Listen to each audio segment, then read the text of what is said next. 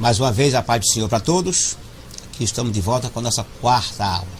Antes, conforme Luciana me fez saber, existe um problema no link da leitura número 2. Eu já fiz ciente, a coordenadora pedagógica, Midian Pessoa. A semana passada eu encontrei um aluno de um dos polos e ele me fez saber. Eu falei para ela está de férias esse mês de janeiro, mas já telefonamos para ela e ela vai fazer correção disso, tá certo?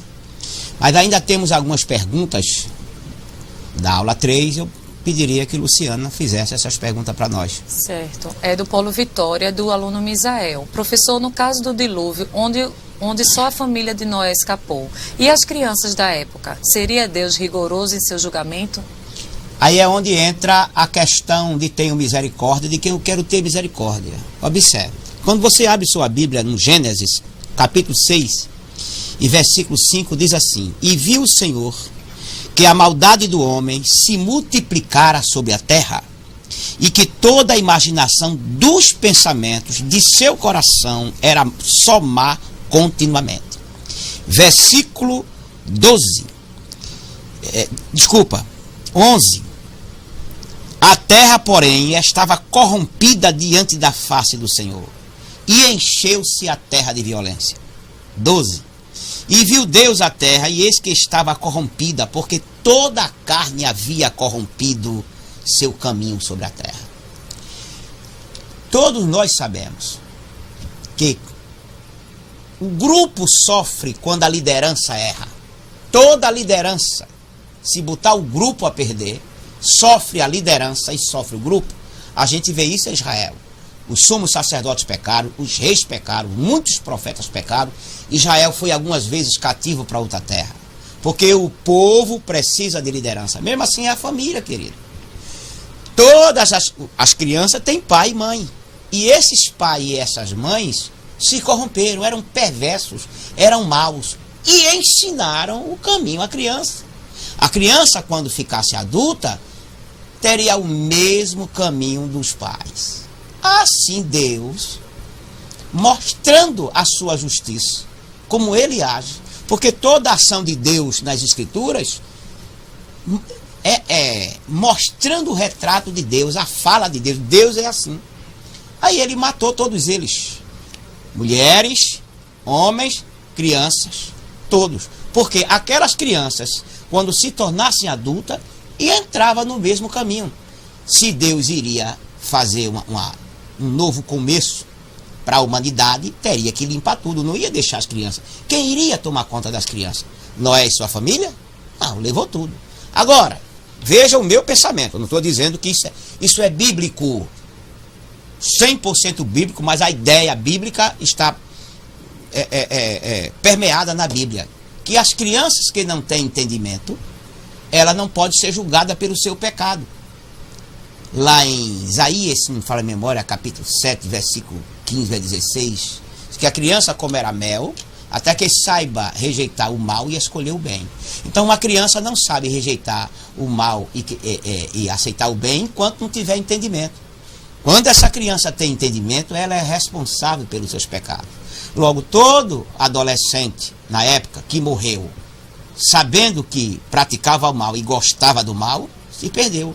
Mas as crianças que não tinham entendimento, que morreram, acredito que não se perderam. Eu penso, sou eu que penso assim. Agora, partindo desse pressuposto, e é pressuposto apenas, para eles foi uma bênção. Porque se eles crescem e morrem como pecador, estariam perdidos.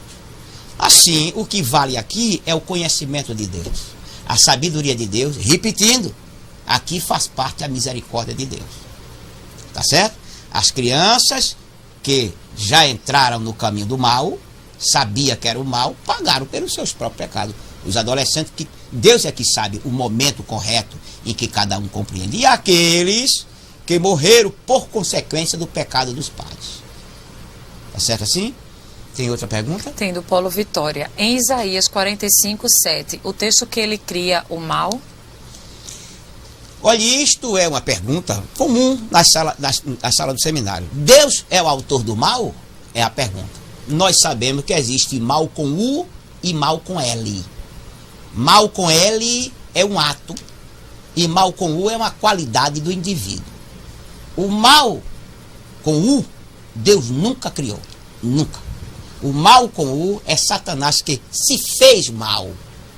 Se fez mal com U. Ele era mal, perverso. Deus não fez ele mal, fez ele bom. Mas, diz a Bíblia, por causa da tua formosura, encheu-se o teu interior de violência e manchaste o teu resplendor. Observe, tudo é tu fizeste, tu quiseste, tu praticaste. Então, o livre-arbítrio de Lúcifer fez ele pensar que poderia ser igual a Deus. Assim, quando ele fez isso, ele criou um mal dentro de si.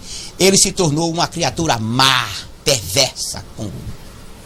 Então, desde aquela época que ele tenta e faz o mal. Agora, o texto aqui quando diz, versículo 7, veja mesmo, 45:7 de Isaías: eu formo a luz e crio as trevas, eu faço a paz e crio o mal. Eu, Senhor, faço essas coisas. O criar o mal, quando a gente lê o contexto aqui, que é sobre Ciro, é que as situações conflitantes,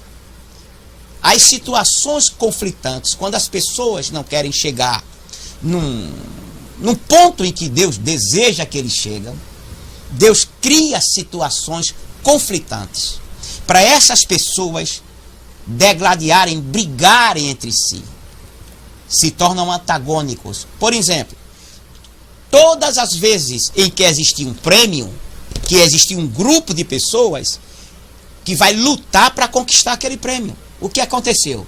O mal foi criado, querido. Há um mal criado. Todo mundo quer lutar para conquistar o prêmio. Uma disputa. Eu quero chegar em primeiro lugar, porque o primeiro lugar só quem ganha é o prêmio. Então o mal foi criado. Então, quando eu quero chegar no primeiro lugar, eu quero dizer que não me interessa quem perdeu. Não me interessa quem perdeu. Assim, numa guerra, que essa guerra que aconteceria entre Ciro e os babilônios, para libertar Israel, ele disse: eu crio o mal, crio uma situação conflitante entre dois povos para dar benefício a Israel. Então esse mal aqui não é o mal perversidade, é o mal, um conflito que existe de um lado, uma pessoa que quer chegar em primeiro lugar, e este lado que também quer vencer. Então Deus coloca os dois de frente, para eles brigarem. O mal foi criado. Por isso que o texto bíblico diz assim: quem quiser ser o primeiro, seja o último. Aí o mal se acaba. Se todas as pessoas quisessem dar o primeiro lugar ao outro, houvesse isso, não existia o mal. Mas como nós, com a nossa natureza caída, queremos chegar primeiro, logo o mal está criado em todas as esferas do homem quando ele quer ser o primeiro. Aí o mal é criado dessa maneira. Deus cria esse tipo de mal, um conflito entre pessoas que precisam se aperfeiçoar. Amém. Tem outra? Temos sim do Polo Aliança, do aluno Josafá. O pecado foi criado por Deus, porque a Bíblia afirma que tudo foi criado por Deus. Já falamos essa pergunta e sabemos que Deus não pode criar o pecado. Deus criou o anjo Lúcifer, né? O portador da luz, e ele, por se achar perfeito, segundo alguns autores, Lúcifer era como uma montanha de beleza e sabedoria em relação aos anjos, e ele pensou que era perfeito, tão quanto Deus. Aí ele quis ser Deus. Por isso diz a Bíblia que ele falou: subirei aos céus e serei semelhante ao Altíssimo. Das bandas do norte colocarei o meu trono no meio das estrelas de Deus. Assim, ele criou na sua cabeça que ele poderia ser igual a Deus, tomar parte da glória de Deus para ele. Isso é como assim, rebelião. Isso é o mal, a perversidade. Não foi Deus que criou. Criou a criatura e ela se fez má. Então, tudo isso que vemos serve para a lição como nós. Que o homem foi criado bom e ele se fez mal também. Se você observar uma criança de 2 anos de idade, se você observar o que é que ela faz, com raríssimas exceções, ela morde e beija, joga pedra e sopra. Mas na maioria, todas as suas tendências é sempre para prejudicar. Ela toma o carrinho do outro, toma o pirulito do outro. Sempre as suas ações, ao contrário, são mais do que as ações boas. Isso é a alma do homem. A alma do homem, então, é uma criança de 2 anos. Por isso que se pega a criança e aperfeiçoa ela. Cria o menino no caminho que deve andar. Em outras palavras, cria essa alma tendenciosa para o mal a fazer o bem. Esse é o nosso trabalho. Não tem mais. Temos uma pergunta. Mais uma pergunta? Do Paulo Salgueiro, do aluno Sandro. Professor, se Deus não mata, nem pratica o mal, mas retira a sua misericórdia de sobre alguém e ele perece, de onde provém o anjo destruidor que matou os primogênitos no Egito? Muito bem. Vou repetir novamente. Eu quero perguntar que quem matou aqueles homens? Foi o anjo? Foi Deus? Foi a espada? O anjo tocou em que no anjo? Nos homens? Em nada, querido. Quando o anjo estendeu a espada, quando o anjo passou, a Bíblia não diz que o anjo deu uma pancada na cabeça das pessoas. O anjo não deu uma espadada, degolou ninguém. O anjo não deu uma estiletada em ninguém. Entendeu? Retirou a vida. A Bíblia nem diz de quem morrera. Morreu. Então, a causa morte de nenhum deles foi diagnosticada, porque a Bíblia não relata isso. Assim, a ordem de Deus. Observe, já vimos aqui que antropopatia e antropomorfismo são formas de sentimentos que se dá a Deus para nós compreendermos o trabalhar de Deus. Então, a nossa mente tem que absorver isso e subir um pouquinho de degrau se nós quisermos compreender as coisas de Deus. Senão ficaremos para sempre na cartilha de ABC. Moisés, Abraão e outros homens bíblicos, eles compreenderam um pouco mais de Deus. Por isso que se sobressaíram. Se nós não nos sobressairmos, teremos sempre este pensamento, que é bom, mas que podemos aprender mais. Assim, quando o anjo estendeu a espada para matar, estendeu por ordem divina. Em outras palavras, quando o anjo estendeu a espada, Deus estava dizendo, estenda a espada que eles morrem. É a mesma coisa que se você já deu o estudo sobre os anjos, você vai entender que nenhum anjo, ele tem poder sobre essa vida. O anjo vive no mundo espiritual, nós vivemos no mundo material. Nenhum anjo tem poder de matar ninguém. Nenhum. Se os anjos tivessem poder de matar alguém, imagina que o inferno fazia nessa terra, que os anjos malignos faziam nessa terra, a desgraça que ele fazia neste mundo. Mas há uma linha. O mundo espiritual é forte no mundo espiritual. O mundo material é aqui. Agora, Deus abre a porta. Que o mundo espiritual, ele pode adentrar o mundo material. E quando um anjo estende a espada para matar alguém, não foi o anjo que enfiou a espada para matar. Não foi a espada do anjo que matou. Foi a autoridade divina para isso. Em outras palavras, tudo que morre, é porque o seu tempo de vida esgotou-se. E quando morre por castigo divino, Deus retirou dele a misericórdia. Por isso que Moisés disse lá a Deus no monte, se tu não perdoar esse povo, risca o meu nome do teu livro. Ou seja, mata-me. Ele disse, eu só mato ou só risco o nome dos que pecam. Ou seja, pecou, morre. Agora, que esta morte, nós entendemos de acordo com a nossa mente. Se você entender que Deus não mata, então ninguém morre. Porque todo mundo que morre, morreu pela vontade divina. Soberana vontade de Deus. Deus mata e continua matando. Agora, o matar de Deus, repetindo, não é uma ação física como nós compreendemos.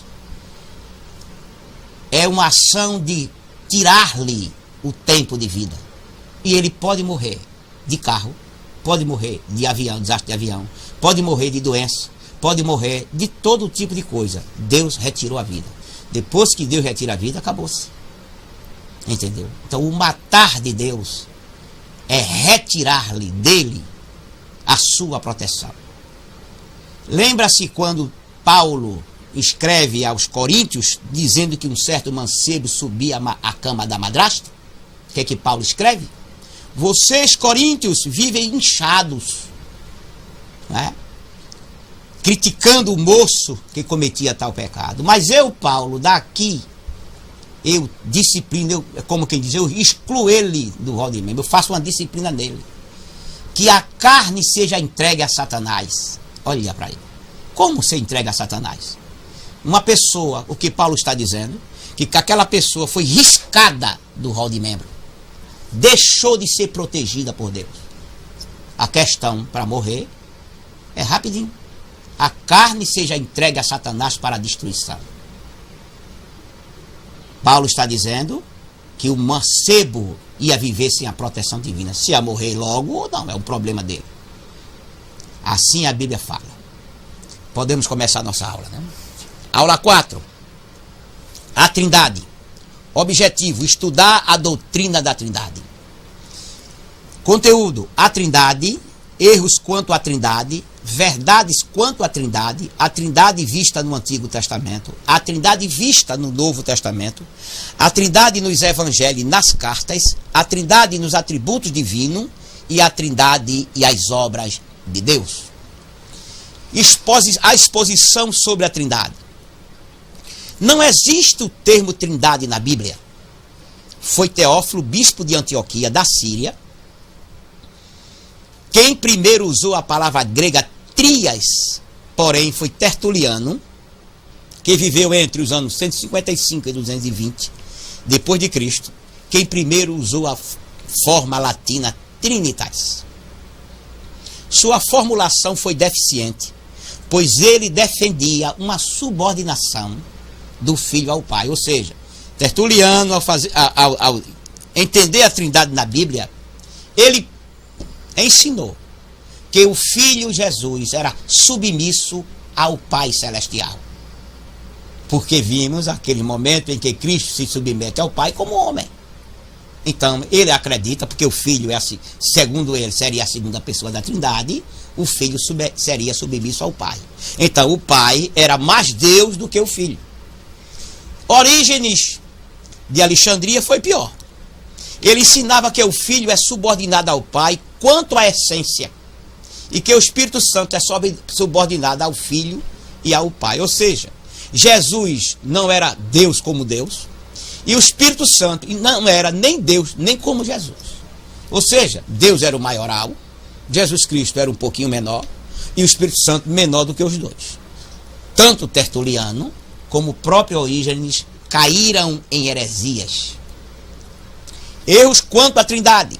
Daí, a partir dessas ideias errôneas, dessas heresias, começaram a surgir grupos, pessoas que entendiam os textos bíblicos de várias maneiras, que o tempo é escasso para falar sobre a quantidade de gente e dizer seus pontos conflitantes. Escolhemos alguns. Por exemplo, o arianismo, que vem de Ário 325, heresia defendida por Ário no quarto século. Negava a divindade de Cristo, ensinava que Jesus era o mais elevado dos seres criados, porém não era Deus. Nestoriano, que vem de Nestor, para Nestório, ou Nestor, o Logos habitava no homem Jesus, a palavra de Deus habitava no homem Jesus, pois a união entre as duas naturezas era algo parecido com a habitação do Espírito Santo no Salmo. Ou seja, Jesus tinha natureza divina? Não. O Espírito Santo morava nele como mora em nós. Ele era tanto como nós. Sabelianismo. Sabela ensinou que Deus se revelou como Pai na criação, como Filho na encarnação e como Espírito Santo na regeneração e santificação. Em outras palavras, ele negava a Trindade. Sabe o que significa isso? Triteísmo. Triteísmo é esse ensino de Sabela. Ele está dizendo... Desculpa. Unicista. Não é triteísmo, é unicista. Triteísmo é outra coisa. Ele ensinou que Deus se revelou como Pai, como Filho e como o Espírito Santo. É uma só pessoa e um só Deus, revelado em 3 aspectos. Em 3 aspectos. O Pai, o Filho e o Espírito Santo é uma só pessoa e um só Deus. Ele negava que havia 3 pessoas. Socinianismo. Heresia formulada no século XVI.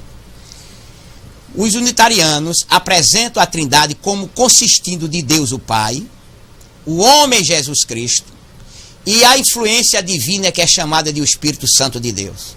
Esta ideia tem a Deus como um e não 3 pessoas no seu ser. Os irmãos estão vendo que essa ideia é a mesma ideia que é levada para os TJ, algo parecido. E o triteísmo, aquele que falei, ensina que não existe em Deus apenas 3 pessoas, mas também 3 essências, 3 substâncias e 3 deuses. Eu explico isso. Por exemplo, ele diz que o Pai é uma pessoa e um Deus. O Filho é uma pessoa e um Deus. E o Espírito Santo é uma pessoa e um Deus. São 3 pessoas separadas e 3 deuses separados. Assim, o Pai, lá como Deus e como pessoa, subsiste em 3. O Filho como pessoa e Deus subsiste em 3. Mesmo assim, o Espírito Santo. Daí seriam 9. 3 com o Pai, 3 com o Filho e 3 com o Espírito Santo. Chama-se triteísmo. Mas, na verdade, são 3 pessoas e um só Deus. Vamos ver. Verdades quanto à Trindade. Neste único ser divino que é Deus, há 3 pessoas e subsistências individuais. O Pai e o Filho e o Espírito Santo. Ou seja, Deus em subsistência e individuais. Aprendemos que onde temos uma pessoa, há uma essência individual e distinta. Vocês estão aí, eu estou aqui, Luciana está aqui.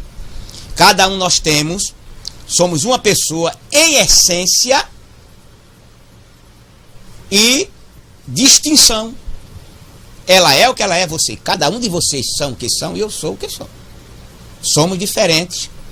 Embora tenhamos a mesma natureza humana, mas o meu ser, o meu caráter, a minha personalidade, o que eu sou, não sou igual a você. Ninguém é igual. Em outras palavras, nenhuma alma é igual. Uma pessoa é, portanto, um indivíduo distinto e separado, com a natureza individualizada. Mas em Deus não há 3 indivíduos. Mas em Deus não há 3 indivíduos justapostos e separados uns dos outros. Ou melhor, não há 3 pessoas colocadas juntinhas como um trio e ao mesmo tempo separadas, mas apenas autodistinções pessoais dentro da essência divina, que é não só genericamente, mas também numericamente uma só pessoa. Assim escreve Berkov. Em outras palavras, não são 3 pessoas juntas, justapostas e separados. O Pai é o Pai, o Filho é o Filho, o Espírito Santo é o Espírito Santo. O Pai é o que é, o Filho também, o Espírito Santo que é. Não. Eles são pessoas únicas em essência. São justapostas, mas tem a mesma essência do outro. Vamos ver. Toda a indivídua essência de Deus pertence igualmente a cada uma das 3 pessoas. Ou seja, a essência divina não é dividida entre as três pessoas da divindade, mas está com a totalidade absoluta de sua perfeição em cada uma das pessoas. Ou seja, a essência divina, Jeová tem 33,3 de essência de Deus, o Pai. O Filho, 33,3 de essência de Deus. O Espírito Santo também não. Assim, era Deus dividido para três pessoas. Todos três é Deus 100%. O que o Pai é em todas as coisas, em todos os atributos, em tudo o que existe, o Filho também é. E o Espírito Santo também é. A essência do que consiste o Pai é a mesma essência que consiste o Filho e que consiste o Espírito Santo. Vou tentar ilustrar, me perdoe se eu não conseguir. Por exemplo, eu tenho as três pessoas da Trindade. Eu pego o Filho, o Espírito Santo, tiro e deixo o Pai e o Filho, Jesus. O Pai e o Filho junto, e o Espírito Santo separado, poderia até ser mais fraco do que os dois juntos. Mas não é. A essência do Filho e a essência do Pai é a mesma essência do Espírito Santo. Mesmo eles dois juntos, é a mesma essência do Espírito Santo. E o Espírito Santo, sozinho, é a essência dos dois juntos. Mesmo assim, é com o Pai e com o Filho. Os três têm todo o poder, toda a ciência, todo o conhecimento, tudo que existe, cada um dos três tem. Logo, ninguém é maior ou menor que o outro em nada. Quando nós falamos Pai, Filho e Espírito Santo, é claro que eu não poderia pronunciar os três nomes de uma só vez. Mas teria que, como nós vamos ver, que mostrar aqueles que vêm se manifestando. Primeiro se manifesta o Pai, depois se manifesta o Filho e depois se manifesta o Espírito Santo. Daí, esta sequência de revelação não diminui a essência de cada um deles, certo? Ou não diminui nenhum dos três em relação aos outros. A natureza divina pode subsistir total e indivisivelmente em cada uma das três pessoas.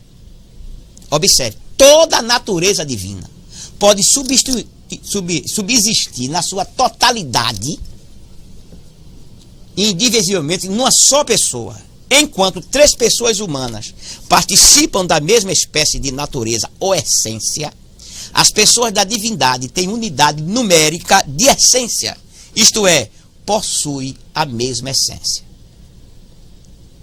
Não é como se fosse três gêmeos. Os três, quando estão juntos, têm a mesma essência de um só. Assim, repetindo, nenhum é maior ou menor que o outro. Não há três deuses, embora todos são independentes e de autoexistência. Os três cooperam unidos no mesmo propósito e no pleno sentido da palavra são um. Se a essência de cada um é a mesma do outro e os três juntos é a mesma essência, como se fosse de um só, então os três juntos no mesmo sentido, são um. O Pai cria, o Filho redime e o Espírito Santo santifica. E, no entanto, em cada uma dessas operações divinas, os três estão presentes. Observe, o Pai cria, mas o Espírito Santo e o Filho estão lá. O Filho redime, mas o Pai e o Espírito Santo estão lá. E o Espírito Santo santifica, mas o Pai e o Filho também estão lá. Assim, o Pai é o Criador, mas o Filho e o Espírito Santo cooperam na mesma obra. O Filho redime, mas Deus e o Pai e o Espírito Santo são pessoas que enviam o Filho a redimir. O Espírito Santo é o santificador, mas o Pai e o Filho são cooperadores nesta obra. Pilma fala isso na sua obra, página 51. Tem alguma pergunta? Temos sim, do Paulo Palmares. Em Deuteronômio 25, a Bíblia diz que Deus castiga a iniquidade dos pais nos filhos até a terceira geração. Já em Jeremias 31, 29 e 30, diz que os filhos não pagam pelo pecado dos pais. Como entender? Observe, quando a Bíblia diz lá que até a terceira geração, Deus fazia com que o mal que o pai criou para alguém, os filhos pagassem por isso. Deus depois tirou. Lá em Jeremias, ele diz que o pai não pagará. Melhor, os filhos não pagarão mais pelo pecado dos pais. Ou seja, o pai fez isso contra Deus. Deus ia cobrar na descendência dos filhos. Lá em Jeremias está dizendo que isso não faria. Agora, estou falando de afronta a Deus. Agora, muitos pecados, os filhos pagam pelos pais. Por exemplo, o pai vem do mundo com a doença maligna. Pega uma doença maligna no mundo. Gera um filho, o filho tem essa enfermidade. Esse tipo de doença não é um mal que Deus está cobrando. É o mal que o homem adquiriu. Quanto ao pecado que Deus está falando aí, é um pecado de afronta a Deus. Deus está dizendo que a geração, as pessoas que vêm posteriormente, após aquele grupo que pecou, não pagará pelo pecado do pai que morreu. Isso é o que Deus está dizendo. Isso Jeremias está mostrando que Deus faria isso. Se o irmão olhar o texto bíblico lá em Jeremias, está falando do futuro de Israel. Tem uma outra pergunta? Temos sim, do Paulo Salveira. Professor, fale-me um pouco de Ário, suas crenças, regra de fé, qual o século de sua existência e por que ele atacava com a doutrina da Trindade. Ário era de Alexandria. Né? Ele era inimigo de Alexandre, bispo de Alexandria. E ele dizia que Jesus não era Deus. Jesus era um ser humano criado e que não era Deus. Atanásio, que era Alexandre, não podia disputar com Ário. Então Alexandre contratou Atanásio, um diácono bom de Bíblia, e foi o primeiro conflito em 325. Aconteceu em Alexandria essa questão e Constantino, o imperador Constantino, estava presente. E Constantino, por incrível que pareça, deu razão a Ário. E lá para o ano 380, quando Atanásio já tinha dormido no Senhor, foi revista essa heresia e a ideia de Atanásio, que Cristo é tão Deus quanto o Pai, foi quem vingou. Foi 325, no concílio que aconteceu ali, onde foi a primeira confusão existente na igreja após Constantino. A igreja tinha se tornado oficial. E conta-se até uma ideia interessante, uma história interessante. Disse que Ário contratou uma prostituta para acusar Alexandre de adultério. Ário, o herético Ário. E quando ela foi chamada, ela disse: Alexandre, ele é um adúltero, ele adulterou comigo. Aí apontou para um homem que estava lá. Só que o homem que ela apontou não era Alexandre, era o secretário de Alexandre. Então a farsa foi descoberta. E isso, queridos irmãos, bastou Constantino, que era o cabeça da igreja na época, foi que aconteceu todas essas heresias. 325. Foi naquele concílio que aconteceu. E a partir daí as igrejas começaram entre si a brigar as doutrinas e doutrinas e doutrinas. E foi confusões em cima de confusões, que só veio melhorar essa história da natureza divina, a natureza humana de Cristo, como nós entendemos hoje, no concílio de Calcedônia em 451 depois de Cristo. Uma faixa de mais de 100 anos depois da briga de Ário e Atanásio, né? Assim está explicado. Por favor, tem outra pergunta? Tem problema no microfone, eles não estão me ouvindo. Não, então. Você pode falar para eles? Sim. Vocês não estão ouvindo Luciana, estão ouvindo a mim. Ela vai tentar resolver o problema. O senhor pode continuar. Tá bom. Só tem 2 perguntas. Bem, pode fazer a pergunta. Eu vou fazer, mas eles não vão saber qual é a pergunta. Eu repito aqui. Sim. Ela vai me fazer uma pergunta, foi mandada de um polo, tá certo? Do Polo Vitória. Vitória está fazendo uma pergunta. Professor, determinado cantor gospel tem propagado a seguinte expressão: sou dos três. O que vemos alguns irmãos afirmando esta expressão na igreja? Vejo com perigo esta expressão. Qual a melhor resposta? Aluno Gideon. Muito bem, aquela pergunta é uma pergunta que mandaram fazer, que tem pessoas que diz que é dos três, ou seja, do Pai, do Filho e do Espírito Santo. É um cantor gospel. Isso são inovações. Eu sou dos três, isso é tão perigoso que pode criar uma ideia da separação dentro da própria Trindade. Certo? Está aqui só o grupo que dizia que era de Paulo, de Cefas e de Cristo. Na verdade, nós podemos dizer, sou salvo na pessoa de Jesus. Acabou-se.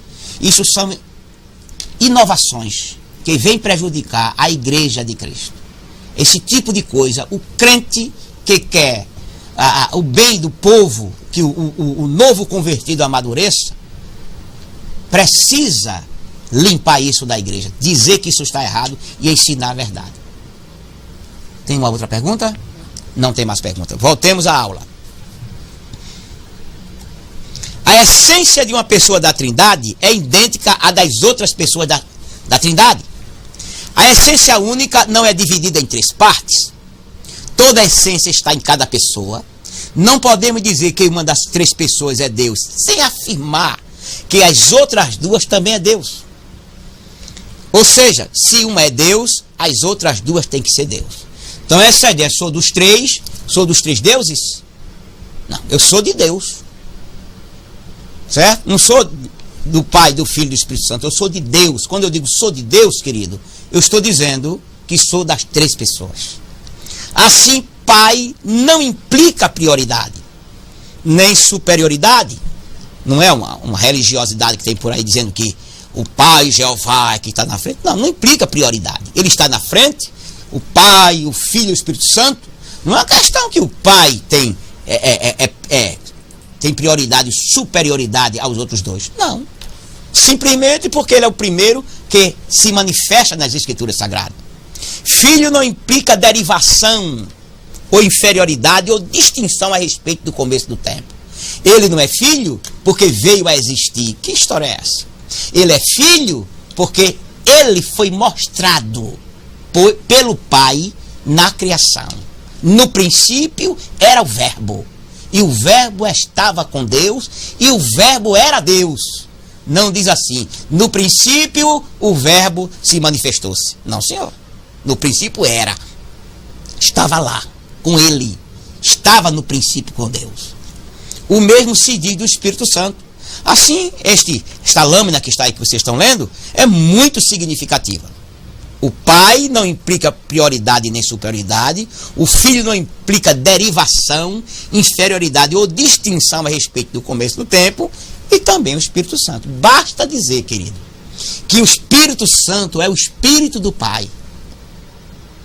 Por isso ele é chamado Espírito de Deus. Ele é chamado Espírito Santo porque é Espírito do Santo, do Deus.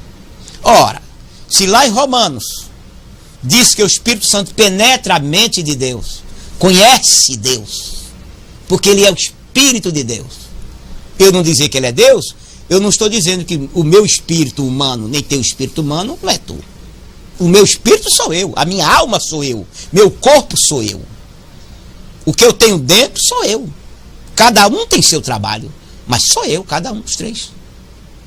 Certo? Ninguém vai bater uma fotografia da minha alma, ou eu vou mandar bater uma fotografia dela, porque nem aparece para botar na identidade, bate no corpo.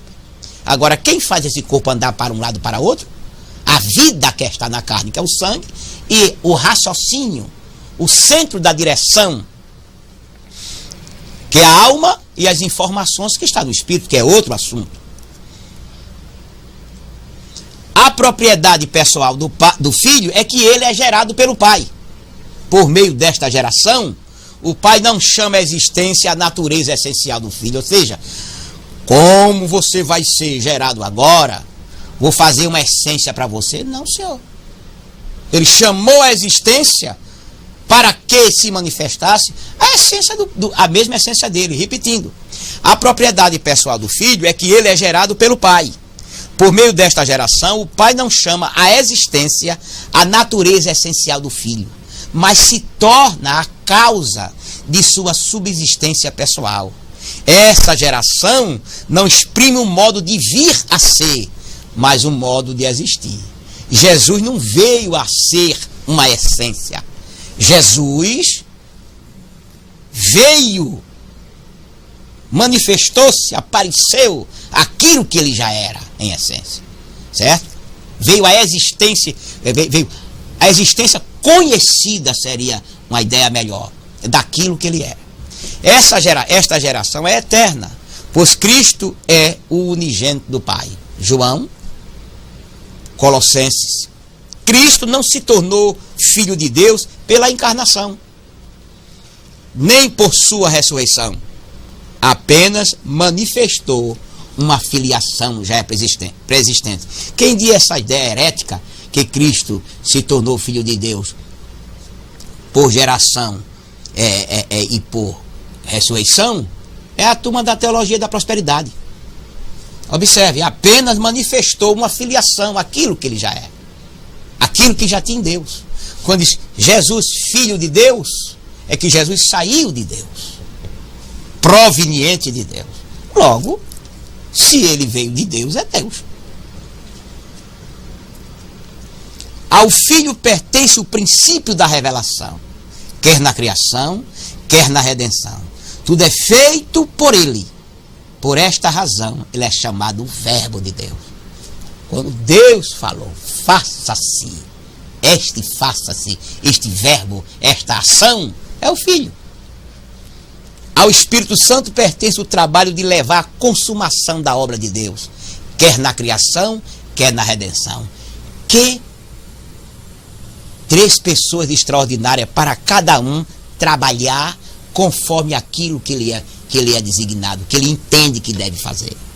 Podemos dizer que Cristo é o centro das obras que manifestam Deus em busca do homem, enquanto o Espírito Santo é o centro das obras que fazem do homem regressarem a Deus. Quando eu falo Deus, não falo o Pai não, viu, querido? Estou falando da Trindade. Quando vê Deus, aqui é Trindade, não é o Pai, é Trindade. Vamos ler melhor?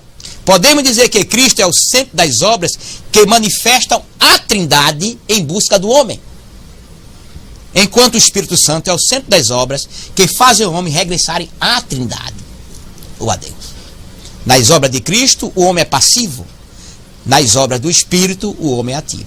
Ou seja, Cristo, ele nos propiciou, nos redimiu, nos justificou, nos reconciliou. E o Espírito Santo nos santificou. Então, para eu obter uma santificação, como falei na primeira aula, eu preciso obedecer mais a palavra. Quando eu obedeço a palavra consciente, de verdade, não para impressionar, mas porque eu creio, eu me torno puro. E ser puro é uma questão de busca, de tempo. Puro aqui dentro da cabeça. Minhas obras são puras, não são intencionais. Não pretendo fazer as obras para agradar, para impressionar.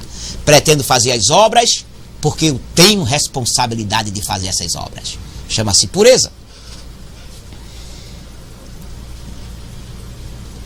Neste modo de operar a subordinação entre as três pessoas, esta subordinação, porém, finaliza com o aperfeiçoamento do plano redentivo de Deus. É aquilo.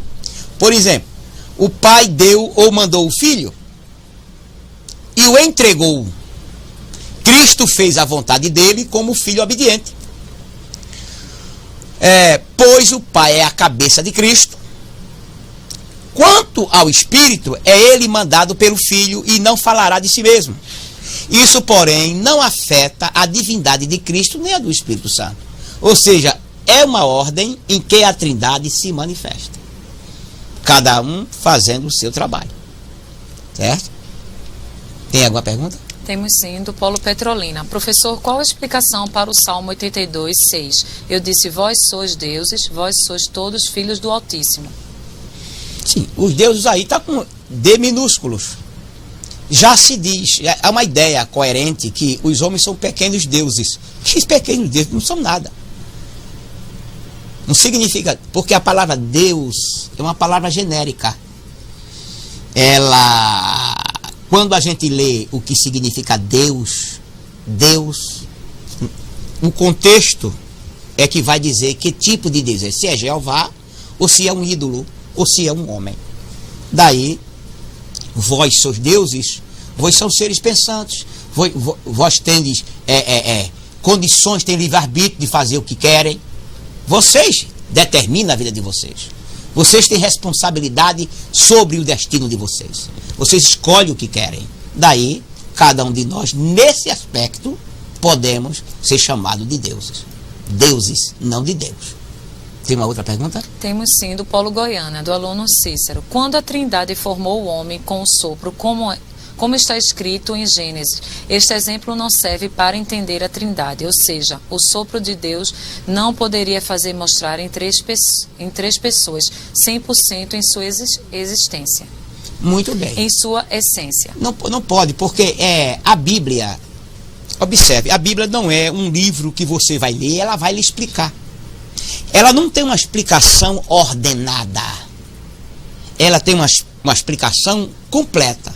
Tudo que a gente precisar saber das coisas está na Bíblia. Só que elas estão espalhadas dentro das Escrituras. Tem coisas para a gente saber em Gênesis, tem que compreender em Apocalipse. Daí é necessário uma leitura sistemática da Bíblia e sempre da Bíblia com orientação do Espírito Santo. Você vai buscar textos na Bíblia que vai complementar o seu pensamento. Se a Bíblia fosse um livro de leis, como os homens fazem, um livro de história, seria muito fácil de entender. E a Bíblia é justamente um livro divino por causa disso. É escrita durante 1.600 anos por 40 homens, em várias as épocas, e elas se coadunam. Basta eu lê-lo, procurar entendê-lo, orar. Não é conhecer a história da Bíblia, é saber interpretar cada texto, colocar ele na sua posição para saber uma resposta. E você está correto. Eia, façamos os homens, está o plural, mas não diz a essência. Correto? Não pode dizer, porque no homem não tinha como a gente pode pensar a essência divina. O sopro deu o raciocínio, deu a ética ao homem, deu uma vida para sempre. Por isso que quando ele pecou, perdeu a essência e desfigurou a imagem. O homem chegou a isso, que somos hoje. A Trindade vista no Antigo Testamento, não há um ensino claro sobre a Trindade no Antigo Testamento, não existe. Embora o professor Valber esteja lançando o livro pela Bereia, A Trindade no Antigo e no Novo Testamento, muito bom livro. Os irmãos, não há muita coisa, mas os irmãos vão entender alguma coisa, onde ele mostra, como falamos agora há pouco, que ao examinar as Escrituras a gente começa a entender algumas coisas. Mas não há um ensino claro da Trindade no Antigo Testamento. No mundo onde se cultuava a muitos deuses, fazia-se necessário acentuar que Deus é um.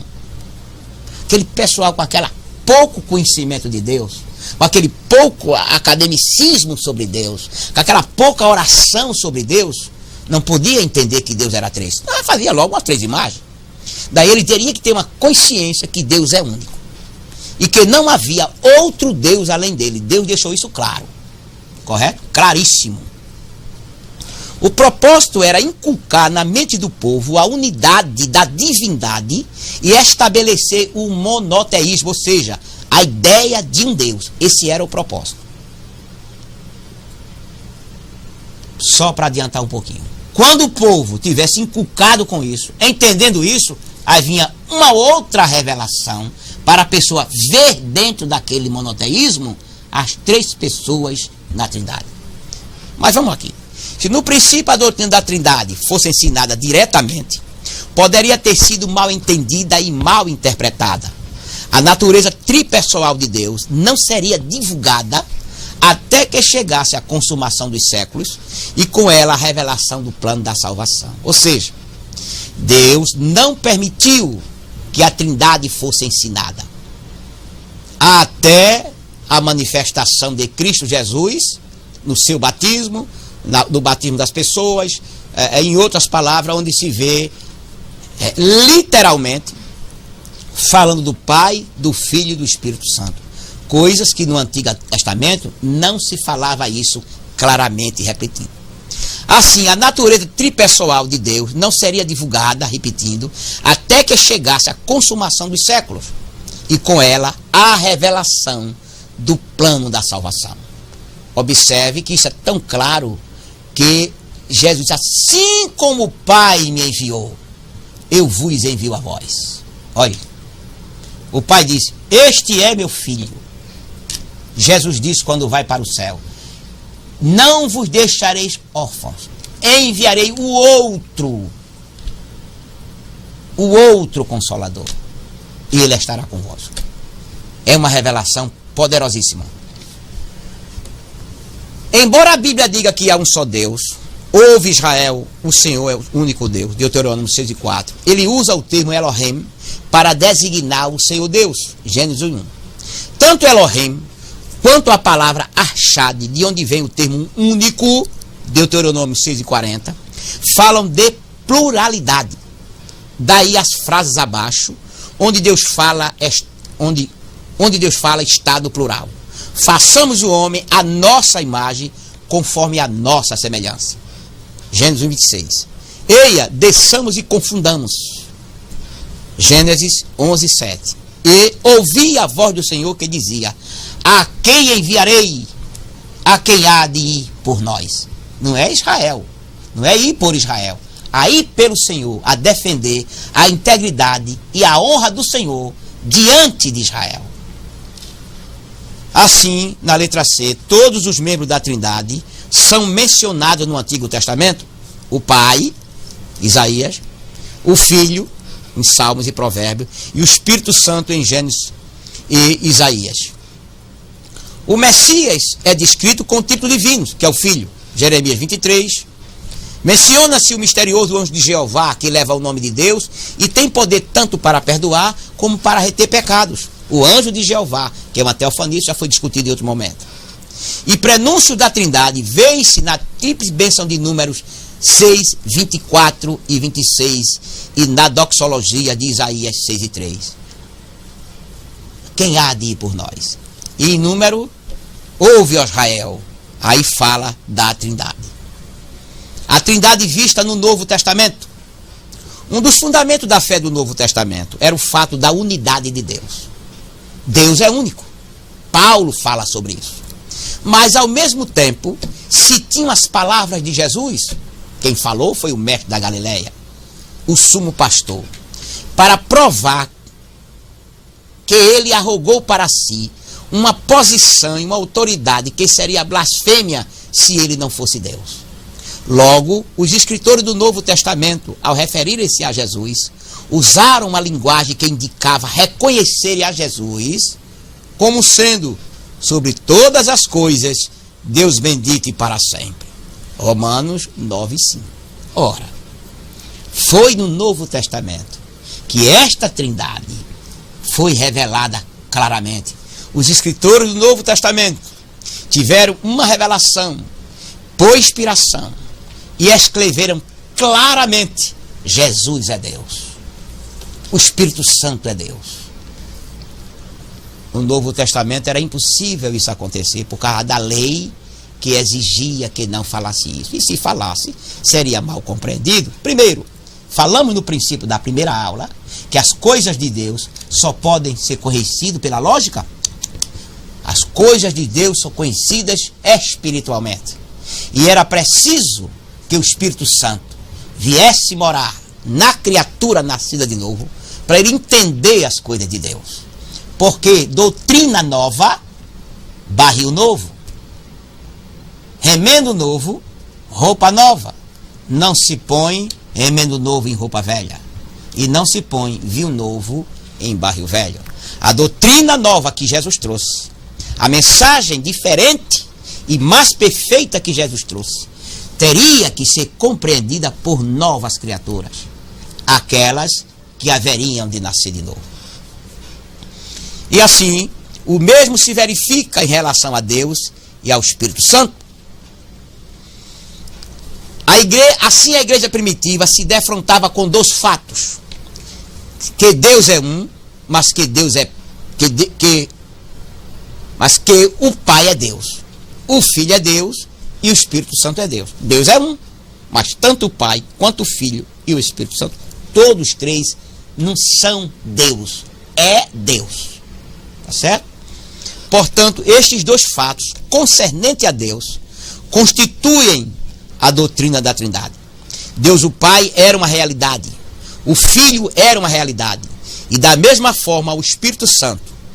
E diante desses fatos, a única conclusão a que se podia chegar era a que havia na divindade uma verdadeira, embora misteriosa, distinção de personalidades. Distinção que se tornou manifesta na obra divina para redimir o homem. Jesus Cristo disse assim: eu vou para o Pai e enviarei o outro Consolador, o Espírito da verdade. Ele vos falará tudo aquilo que de mim tiver ouvido. Tem alguma pergunta, Luciana? Temos sim, mas antes eu quero lembrar aos monitores que a chamada será aberta às 4h50 para a marcação de frequência dos alunos. A pergunta é do Paulo Cabrobó. Professor, o termo de unidade aplicado ao casamento, Gênesis 2:24, pode ser aplicado à Trindade?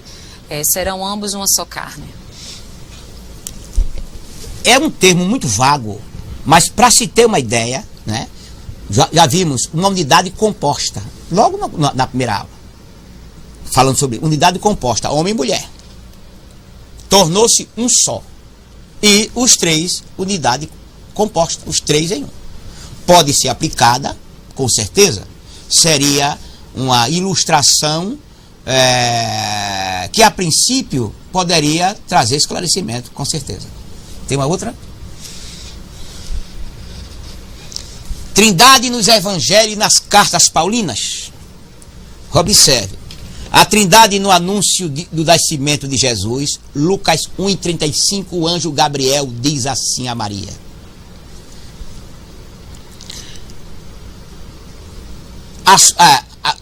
a virtude do Senhor. Deixa eu ler aqui que é melhor, tá certo, meu querido? Para não pronunciar errado e não causar uma confusão. 1:35 de Lucas diz assim: e respondendo o anjo disse-lhe: descerá sobre ti o Espírito Santo, e a virtude ou o poder do Altíssimo te cobrirá com a sua sombra, pelo que também o santo que em ti há de nascer será chamado Filho de Deus. Então está lá o Espírito Santo, o santo ou ente santo e o próprio Pai. Está aí a Trindade. No batismo de Jesus, 3:16-17, o céu abriu e uma voz disse: este é o meu filho amado, em quem me comprazo. Pai falou, o filho saiu da água e o Espírito Santo sobre o filho. Pai, Espírito Santo e Filho. E Lucas 3:21-22. Na forma batismal, seja batizado em nome do Pai, do Filho e do Espírito Santo. Na posição dos três atualmente, João 14:26.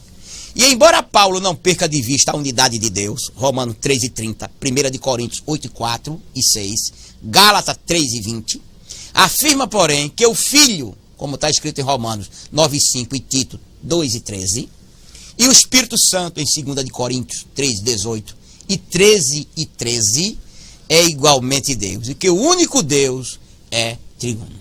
Quem fala simplesmente é o mestre Paulo, o homem que o Senhor Jesus escolheu a dedo para revelar coisas que não revelou aos demais apóstolos. A Trindade nos atributos divinos. Primeiro vimos o quê? A Trindade nos evangelhos e nas cartas. Agora, nos atributos divinos. Vejamos alguns atributos atribuídos ao Pai, ao Filho e ao Espírito Santo igualmente. A eternidade. O Pai está falando em Salmo 90, versículo 2. O Filho, em Apocalipse 22:13, João 1:2. E o Espírito Santo em Hebreus 9:14.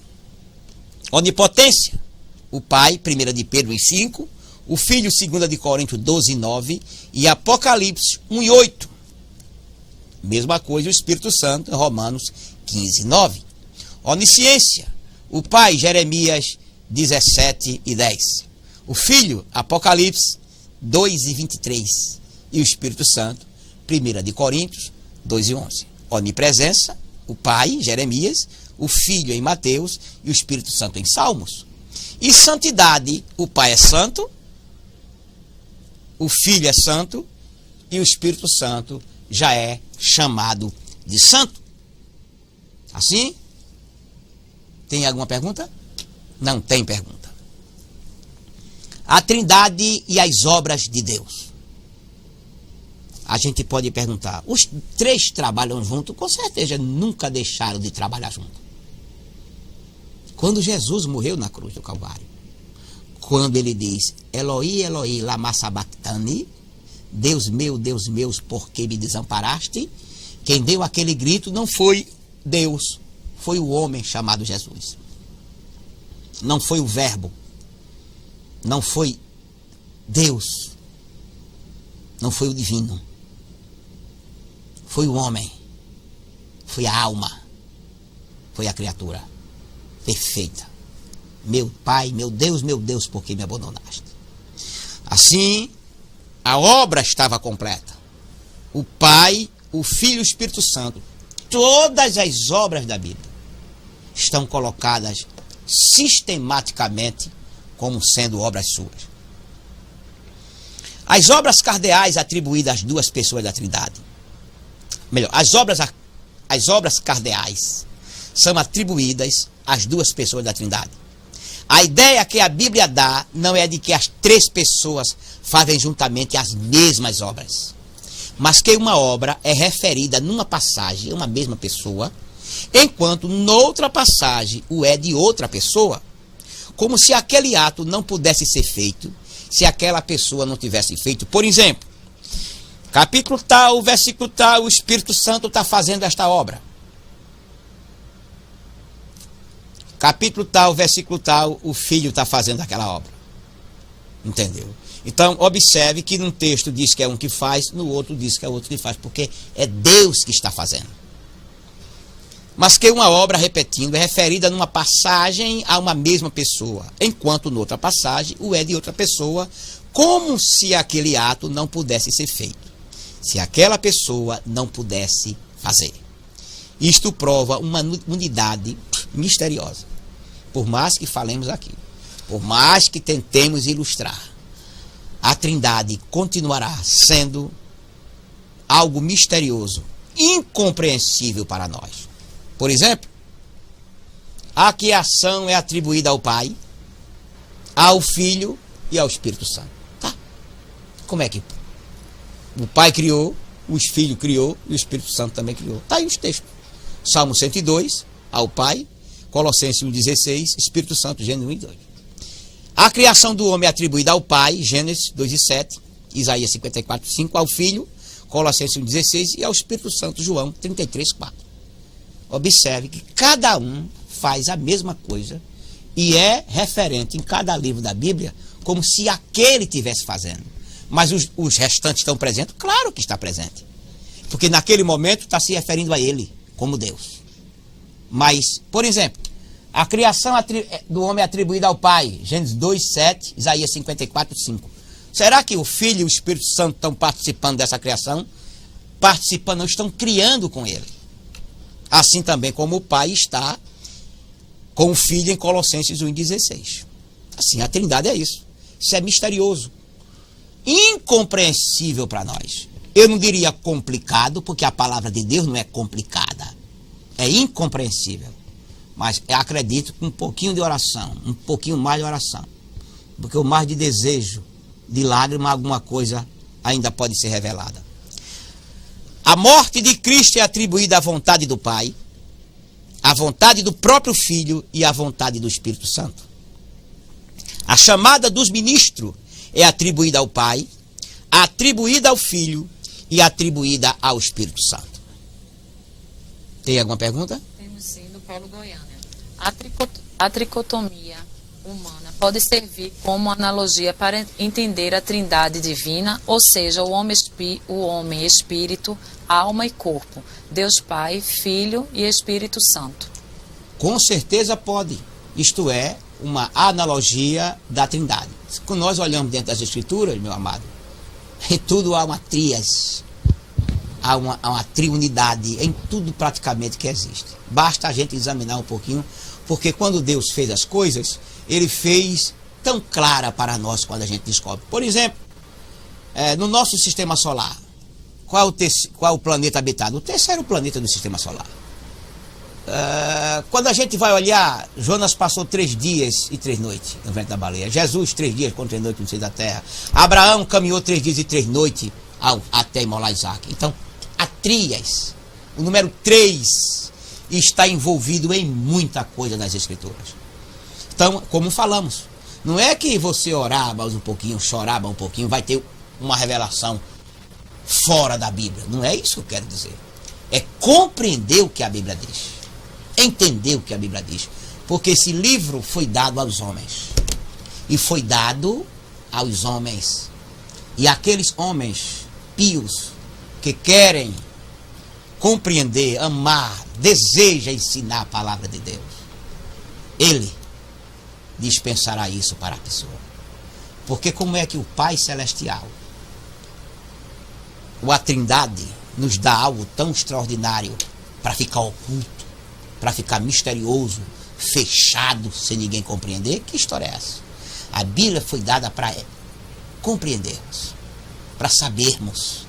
Por isso eu creio que tudo que está escrito na Bíblia foi dada para a nossa compreensão. Se tem coisas complicadas, incompreensíveis, a culpa é minha, a culpa é nossa, por não desejar compreender mais. E tem uma coisa, deixe-me dizer uma coisa a você.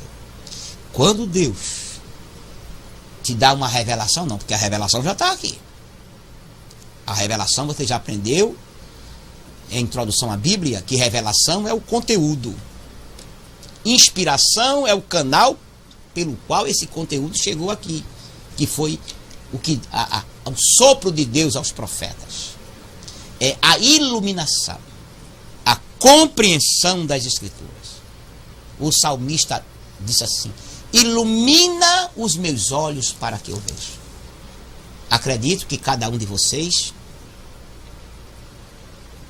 talvez não todos, já patinou, já se preocupou para encontrar ou entender certa coisa na Bíblia, já matutou. De repente, quando menos espera, compreende aquilo que está escrito. Chama-se iluminação. O Espírito Santo clareou em cima daquele texto uma verdade tão tremenda que você passou por aquele texto, leu ele várias vezes e nunca entendeu daquela maneira que você está entendendo agora. Chama-se iluminação. Sim, Deus nos deu a sua palavra para entender.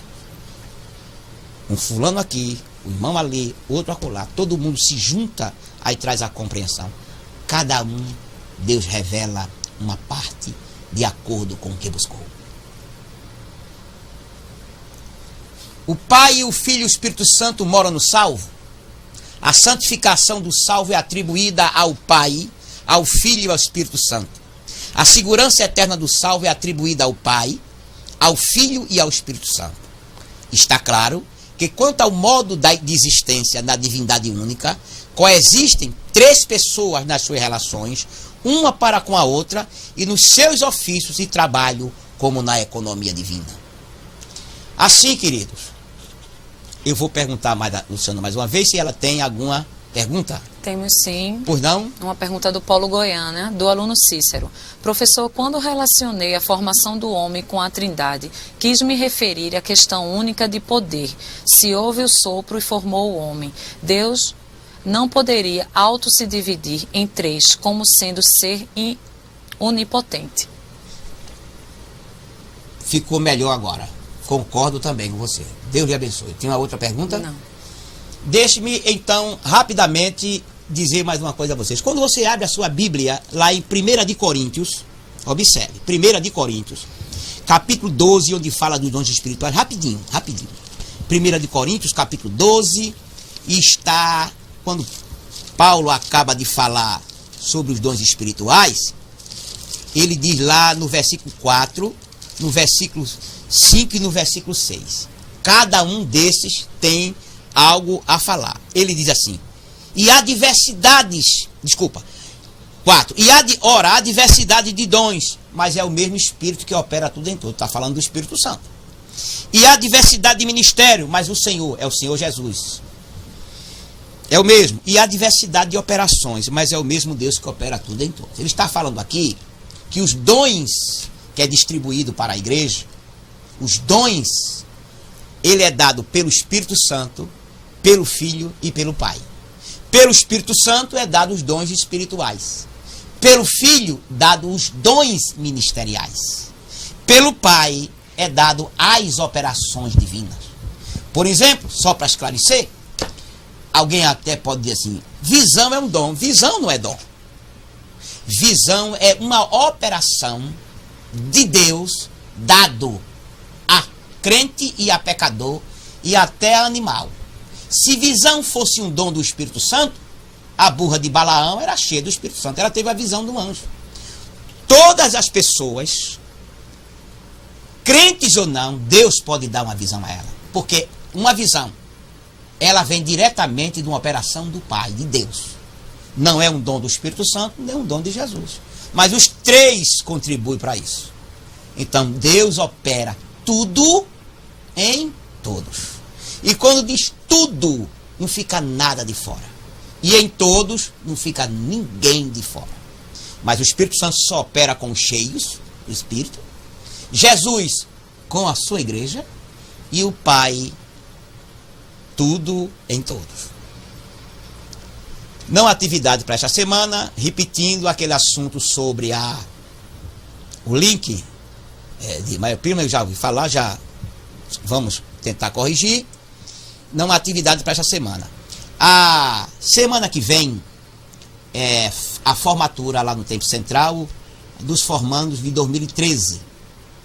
Eu estarei, como está aqui, com vocês no dia 18, de 10 às 11 da manhã. Se eu não estiver presente, os irmãos deixam lá o recadinho, tá certo? Porque como é a formatura, vai ser uma correria muito grande. E sábado, agora 8, estamos na jornada teológica. Acredito que terá aviso para vocês sobre isso, não é assim, Luciana? Acho que sim. Tem algum aviso, Luciana? Não, até o momento não. É ficar de olho no calendário, né? De olho no calendário, tá certo? E os demais, irmãos, já dei o número do meu telefone para vocês, torno a dar. Qualquer coisinha, os irmãos telefonam para TIM 9926 4130. E o telefone da minha casa é 3076 4033. O telefone da minha casa, tá bom? Então, vamos curvar nossas cabeças, fazer uma oração e pedir a Deus uma maior iluminação da sua palavra. Amém? Oremos todos. Pai Santo que estás nos céus. Aqui, Senhor, concluímos esta quarta aula de teologia sistemática. Nos ajude, nos dê força, nos dê graça. Que todas as coisas que aprendemos aqui e aquelas que não podemos aprender, Senhor, por falta de conhecimento, nos ajude mais e mais, para que possamos vir a compreender. Seja conosco, seja com todos os polos que estão presentes, seja com o trabalho daqui, Senhor, desse grupo de profissionais que fazem esse trabalho. Abençoa também o ministério da tua igreja, o pastor Ailton, como também a direção das tia Deb, na pessoa da sua diretora, do seu vice-diretor, dos demais professores. Te agradecemos em nome de Jesus. Amém.